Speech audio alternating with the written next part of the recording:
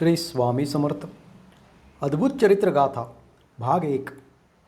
श्री स्वामी समर्थ कौन है, कहाँ से आए, स्वामी जी का स्वरूप वर्णन इस भाग में किया गया है। श्री गणेशाय नमः, श्री सरस्वतये नमः, श्री कुलदेवताय नमः, श्रीपाद श्रीवल्लभ श्री नरसिंह सरस्वती पूर्णदत्तावतार श्री स्वामी समर्थ महाराजाय नमः। श्री स्वामी समर्थ महाराज जी की आज्ञा और आशीर्वाद से ही इस अद्भुत चरित्र गाथा के प्रथम भाग का प्रारंभ करते हैं। निर्गुण निराकार परब्रह्म शक्ति ने इस ब्रह्मांड की उत्पत्ति करने के लिए श्री ब्रह्मा जी, श्री विष्णु जी और श्री शंकर जी को निर्माण किया। इन त्रिगुण शक्ति के कार्य को ब्रह्मांड के पालन, पोषण और संहार हेतु नियोजित किया, किंतु मानव इन तीनों शक्तियों के बीच उलझ कर रह गया और इन देवताओं में ही अमंगल ऐसा भेदाभेद करने लगा, श्रेष्ठाश्रेष्ठ करने लगा और मूल तत्व परब्रह्म प्राप्ति के लक्ष्य को ही भूल गया। इस वजह से मानव की आध्यात्मिक अधोगति होने लगी। हरि और हर में जो भी भेद करता है वह पापी नरक गति को प्राप्त होता है। इस प्रकार का वर्णन पुराणों में किया गया है।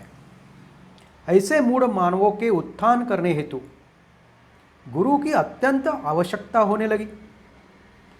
इन्हीं त्रिगुणात्मक शक्ति ब्रह्मा, विष्णु और महेश जी ने माता अनुसुया और महर्षि अत्रि जी के यहाँ श्री गुरुदेव के रूप में दत्तावतार धारण किया। ब्रह्मा जी चंद्र बने, भोलेनाथ शंकर जी दुर्वासा बने और श्री विष्णु जी स्वयं गुरुदेव दत्त बने।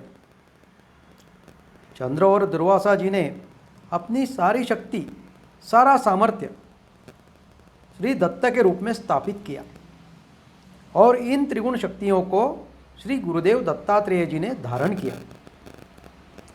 भगवान दत्तात्रेय जी ने संपूर्ण विश्व को मार्गदर्शन करने हेतु बहुत सारे अवतार धारण किए। इनमें से कुछ मुख्य अवतार है। सर्वप्रथम पीठापुर में सन 1378 को श्रीपाद श्रीवल्लभ के रूप में अवतरित हुए।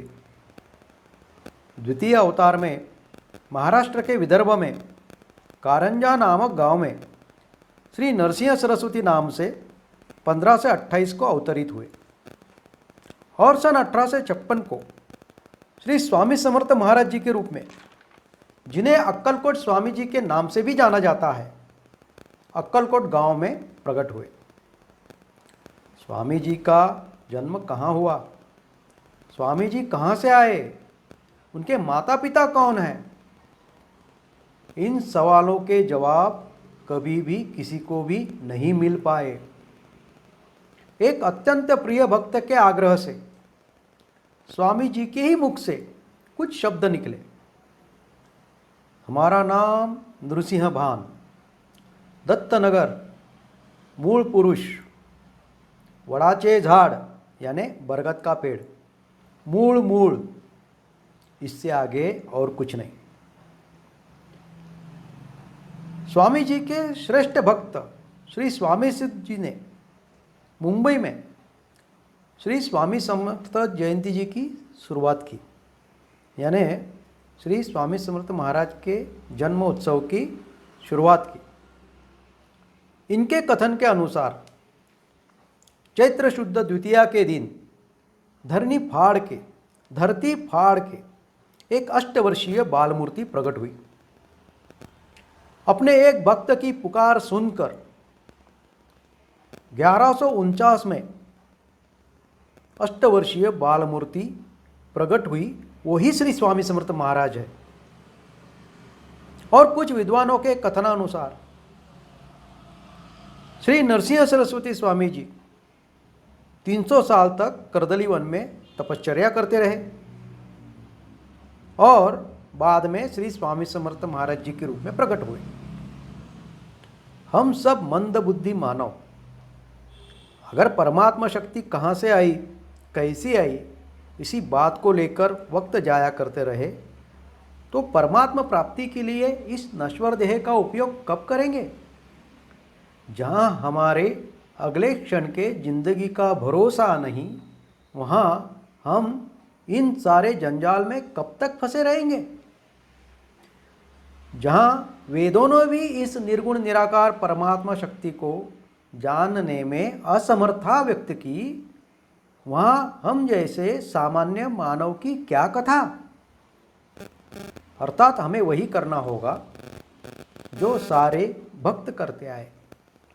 संपूर्ण रूप से काया, वाचा और मन से श्री स्वामी समर्थ महाराज जी के शरण में जाए और उनकी अपने गुरु के रूप में उपासना करें। श्री स्वामी समर्थ महाराज इस कलयुग में पूर्ण दत्तावतार के रूप में जाने जाते हैं। अक्कलकोट में स्वामी जी ने भगवान कृष्ण जैसी बहुत सारी चमत्कारी लीलाएं की।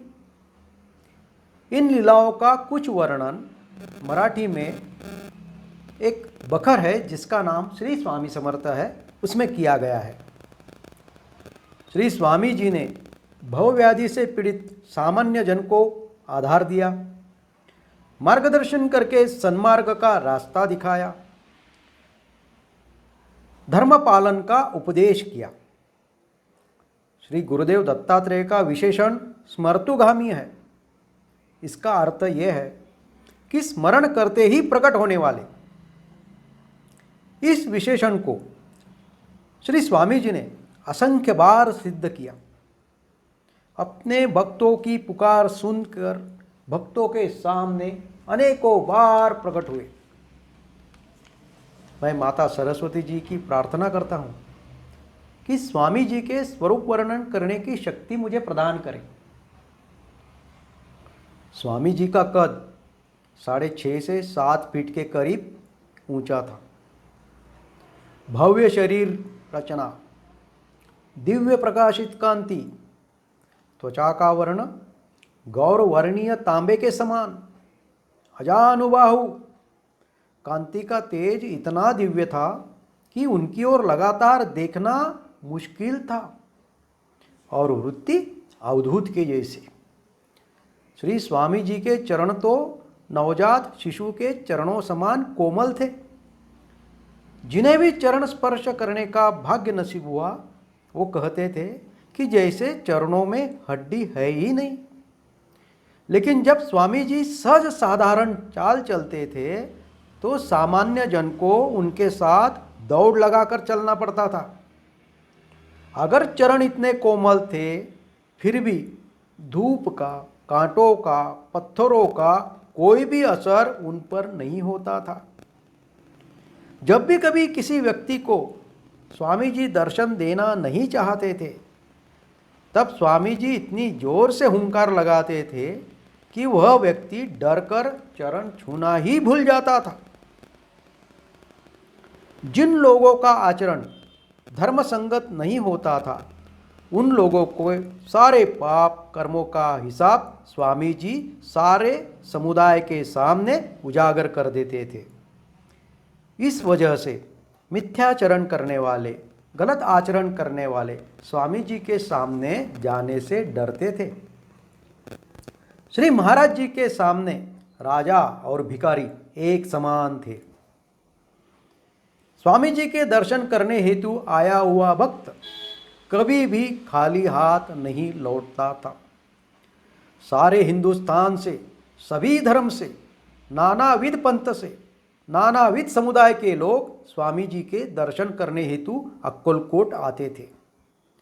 इन 22 से 23 साल के अंतराल में कड़पगांव नाम का जो रेलवे स्टेशन है वहाँ पर हर रोज 150 से 200 लोगों की भीड़ हर रोज आती थी। इन सभी भक्तों को आशीर्वाद देकर उनकी मनोकामना स्वामी जी पूर्ण करते थे। ऐसे परब्रह्म परमात्मा स्वरूपी श्री स्वामी समर्थ महाराज जी के अद्भुत चरित्र गाथा के प्रथम भाग का वर्णन पूर्ण करता हूँ। स्वामी जी के चरणों में कोटि कोटि वंदन करके यह सेवा समर्पित करता हूँ। श्री रस्तु शुभम भवतु। श्री स्वामी समर्थ। श्री स्वामी समर्थ महाराज जी की कृपा प्राप्ति हेतु हर रोज या 10 मिनट 11 माला श्री स्वामी समर्थ इस मंत्र का जाप करना चाहिए और श्री स्वामी चरित्र सारामृत इस ग्रंथ के क्रमशः हर रोज 3 अध्याय का पठन करना चाहिए। धन्यवाद। श्री स्वामी समर्थ।